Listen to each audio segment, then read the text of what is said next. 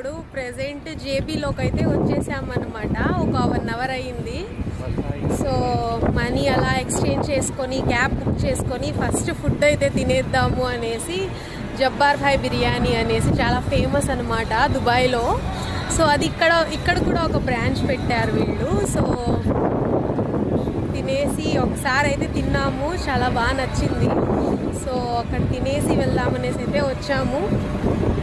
Okay, so ఇదేనమాట Jabbar భాయ్ biryani. Okay, so వీళ్ళ YouTube channel కూడా ఉంది. సో ఆ ఛానల్ చూసి ఇక్కడికి వచ్చామన్నమాట. టైం ఆల్రెడీ 12:30 అయిపోయింది.